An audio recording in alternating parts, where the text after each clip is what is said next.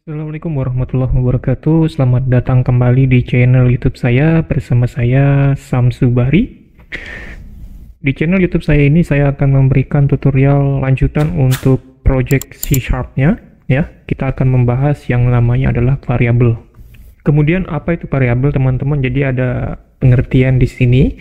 Variabel adalah suatu nama data yang mewakili nilai data, di mana nilai data tersebut dapat berubah saat program itu dieksekusi. Jadi variabel ini kalau saya boleh memberikan sedikit definisinya ya, gambaran besarnya adalah sebuah penamaan ya yang mewakili suatu nilai ya. Jadi di dalam program itu ada sebuah nilai. Nah, nilai itu butuh yang namanya tempat ya. Selain tempat dia juga butuh yang namanya nama. Jadi itulah pengertiannya variabel.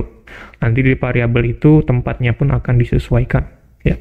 Misalkan nanti kalau di program itu sebuah nilai yang berbentuk angka akan ditempatkan di suatu variabel apa dan namanya apa. Kemudian ada nanti data berupa teks biasa nanti ditempatkan dalam suatu tempat yang bagaimana dan nanti penamaannya apa. Nah, di dalam semua program itu akan pasti dibahas. Selanjutnya kita langsung saja ke bagian program ya teman-teman ya. Kita masih menggunakan metode yang kemarin ya. Jadi bagi yang teman-teman yang belum sempat sampai di sini tahapnya, teman-teman bisa kembali ke video saya yang ada di channel saya itu. Nah, di sini saya punya sebuah project namanya latihan variabel. Kemudian di sini saya sudah punya satu kelas ya, saya beri nama dia pack1.js. Nah, kemudian saya sudah pastikan program saya ini running dengan smooth ya, atau tidak ada kendala apa-apa. Kita wajib untuk melakukan tes dulu. Oke, nah ini programnya sudah berhasil. Kemudian kita akan bahas tentang variabel. Nah, ini saya tutup dulu ya. Saya nonaktifkan supaya tidak terbaca oleh Visual Studio Code. Itu adalah baris program yang harus dibaca. Oke. Yang pertama kita akan belajar tentang variabel yang namanya string. Nah, ini string ini apa? Tulisannya itu string ya, string. Nah, string ini adalah suatu wadah di C# ya untuk menampung sebuah data atau sebuah nilai yang berbentuk angka. Jadi tidak ada proses perhitungan di sana, hanya murni menampung sebuah huruf ya, teks lah, seperti itu. Kemudian bagaimana cara menulisnya ya. Di sini kita harus tahu dulu ya. Yang pertama, untuk menuliskan sebuah variabel pastikan dia ada di posisi main ya teman-teman. Kemudian nanti bisa juga di dalam sini ya, tetapi kita lebih ke main saja dulu. Misalkan saya gunakan variabel yang mudah, misalkan salam ya, string salam. Oke, kemudian sama dengan, kemudian apa isinya, dan harus di antara petik dua kali. Kemudian misalkan saya ketikkan selamat, isinya ya ini terserah saja, selamat datang di, dan kemudian ada titik koma di akhir statement string ya. Kemudian di sini ada sesuatu yang warning ya sebutannya ya. Di sini kalau dibahas itu namanya tidak dikenali ya. Jadi ada sebuah garis warna orange ya, warna kuning itu tidak dikenali, bukan berarti salah. Kalau salah itu dia teman-teman garisnya warna merah. Sudah ada. Dan kemudian bagaimana cara melakukan pemanggilan ya. Jadi memang ada sebuah variabel. Nah, variabel kalau nggak dipakai ya percuma ya. Kita tujuannya membuat variabel itu supaya kita bisa, khususnya di dalam program itu, bisa dipanggil di tempat mana saja ya. Apalagi itu variabelnya global. Kalau ini kan masih variabelnya lokal ya. Kita bisa panggil seperti ini teman-teman ya. Kita gunakan hello world ya, console writeline ya, console writeline. Nah, di sini kita masukkan misalkan Budi ya. Nah, ini Budi. Saya mau tambahkan variabel saya seperti ini. Variabel saya tadi namanya salam. salam seperti ini. Nah, ini dikenali di referensi dan saya tambahkan plus untuk menyambungkannya. Jika sudah di save atau di Ctrl S, kemudian nanti kita lakukan pemanggilan ya, bisa pakai run start debugging. Nah, di sini kelihatan ya, selamat datang di channel YouTube Budi, seperti itu. Nah, misalkan saya ganti di sini,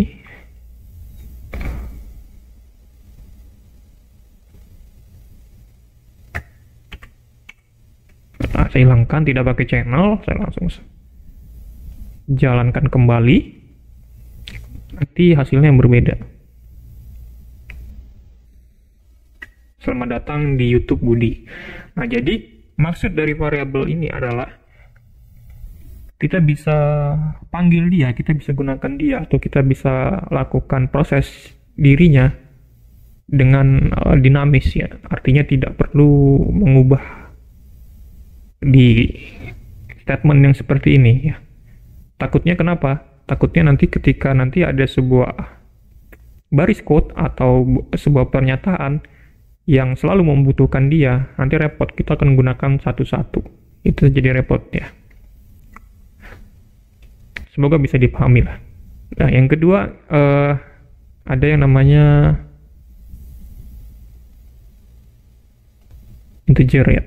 Oke, integer. Saya masukkan di sini integer ya. Integer itu tugasnya menampung nilai angka. Nah, nanti dibelah lagi ada yang namanya angka bulat dan nanti ada nama angkanya desimal. Oke, saya pakai yang bulat dulu teman-teman ya. Itu pakai int. Oke, kemudian nama variabelnya apa? Misalkan usia seperti ini, sama dengan misalkan 30 seperti ini. Oke, baik. Nah, sama di usia di sini variabelnya tidak dikenali, belum dipakai juga. Jadi di Visual Studio Code ini sebuah variabel yang tidak dikenali dan belum dipakai, itu garisnya warna oranye. Oke. Nah, saya mau tambahkan di sini ya teman-teman. Jadi kita akan panggil 30 itu di sini. Usia Budi adalah, saya tambahkan, ini penggabungan ya namanya ya, bukan menambahkan secara proses plus itu enggak, ini menyambungkan lah bahasanya. Variabelnya usia seperti ini, kemudian kita save, kemudian kita run.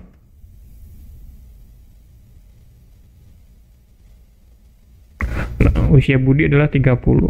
Kalau saya ganti misalkan 40, saya run, usia Budi adalah 40.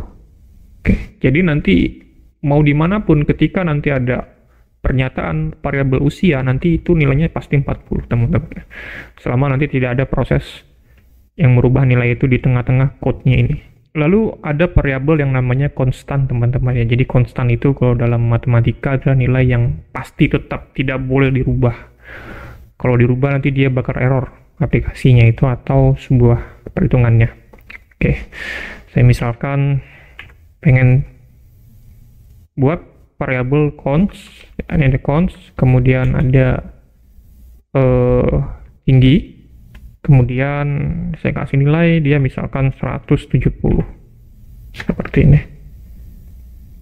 Ini ketinggalan int-nya teman-teman ya. Jadi const ini hanya berlaku pada double sama int dan variabel yang berhubungan dengan numbers atau angka.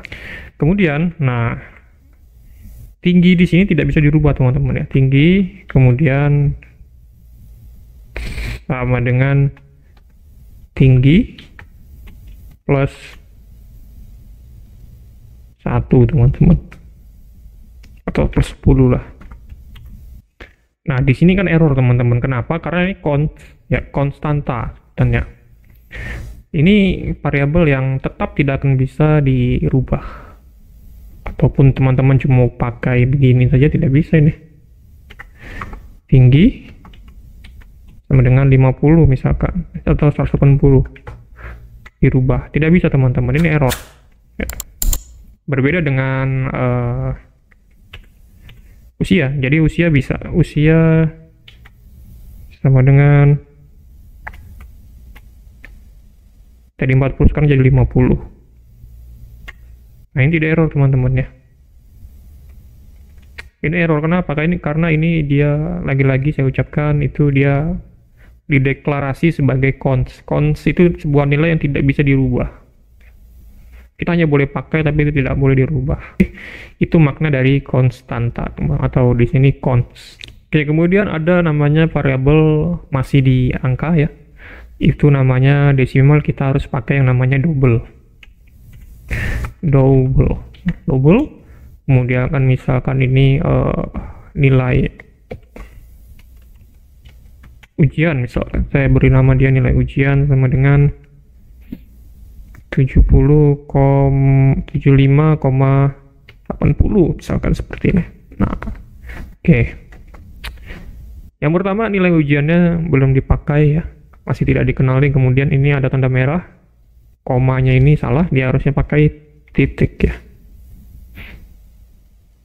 Nah, kemudian teman-teman bisa pakai itu, kita panggil.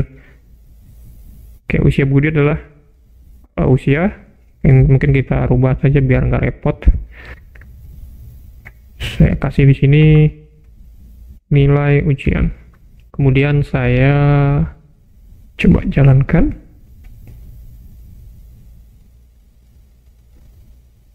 Nah, ini ya, 75,8.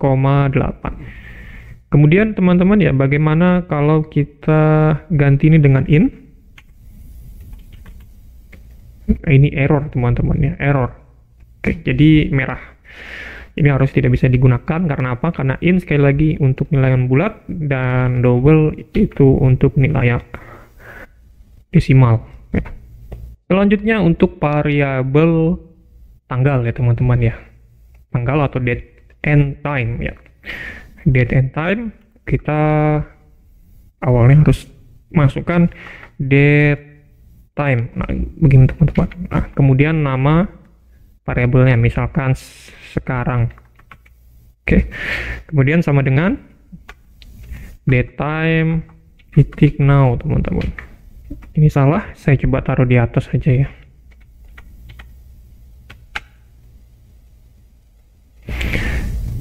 Oke, saya masukkan di sini kata tanggal sekarang adalah, ini saya ganti nama variabelnya menjadi sekarang.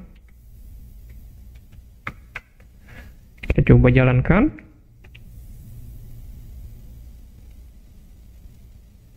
Oke, di sini kelihatan teman-teman ya, tanggal sekarang adalah 2023 bulan 10 tanggal 26. Ini sesuai dengan tanggal yang ada di komputer teman-teman ya. Oke, baik, itu dulu teman-teman video dari saya, semoga bermanfaat. Sebenarnya masih banyak lagi yang harus dibahas tentang variabel ini ya. Mudah-mudahan teman-teman bisa mengembangkannya lebih mandiri lagi dan jauh lebih baik daripada video ini. Terima kasih, jangan lupa klik like dan subscribe.